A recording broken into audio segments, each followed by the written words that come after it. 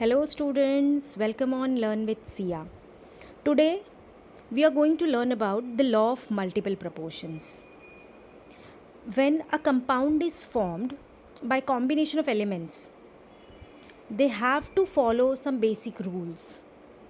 And there are 5 basic rules which they follow. Law of multiple proportion is one of those rules. And this rule was proposed by Dalton in 1803. And this law states that if two elements combine to form more than one compound, the mass of one element that combines with fixed mass of other element are in the ratio of small whole number. Let us break this sentence and try to understand what it wants to state or what it wants to make us understand. So the first statement states that if two elements combine to form more than one compound,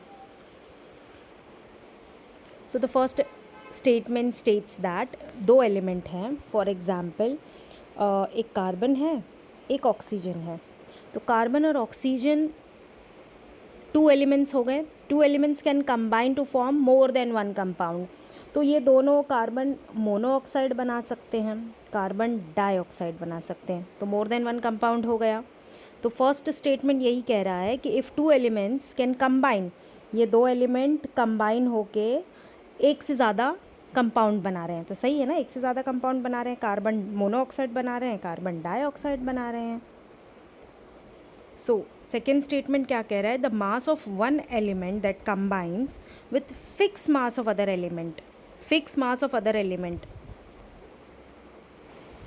So the second statement states that the mass of one element that combine with fixed mass of other element. तो यहाँ हम मास देख रहे हैं, ठीक है.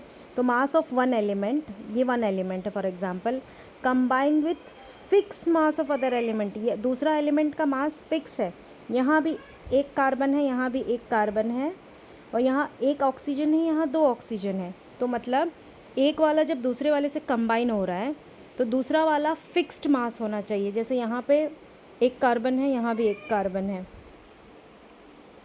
अब ये 12 ग्राम है, ये 16 ग्राम है. दिस इज़ 12 ग्राम क्योंकि सेम है, कांस्टेंट है mass. So this is also 12 gram and this will be twice. It means क्योंकि दो बार है ऑक्सीजन, तो it will be 32 gram. Okay.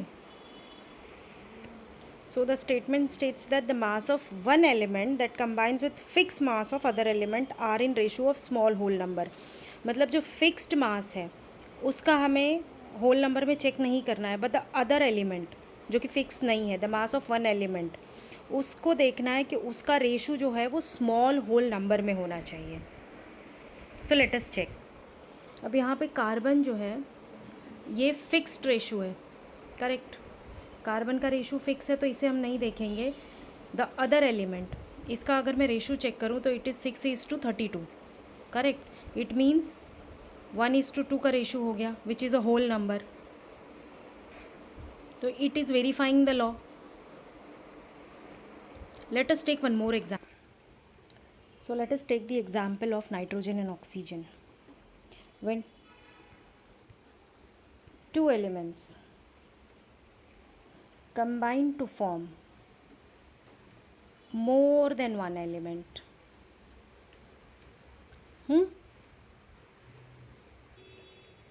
You can see nitric oxide and nitrogen dioxide, two elements combine to form more than one compound. First statement states that. Now let's follow the second statement. The second statement states that the mass of one element that combine with fixed mass of other element. So one element is 14 combined with fixed mass of other element. So the other one is 16 gram, 32 gram. So we have to check the mass of this, the ratio of mass of this. So again it will be 16:32. It will be 1:2 whole number. जो की points इस law में हमें ध्यान में रखना है वो ये है कि दो एलिमेंट होने चाहिए जो एक से ज़्यादा कंपाउंड बना रहे हैं, बट उसमें एक का मास फिक्स होना चाहिए. तभी हम दूसरे का रेशो चेक करेंगे स्मॉल होल नंबर में। I hope you understood. Thank you so much for watching the video.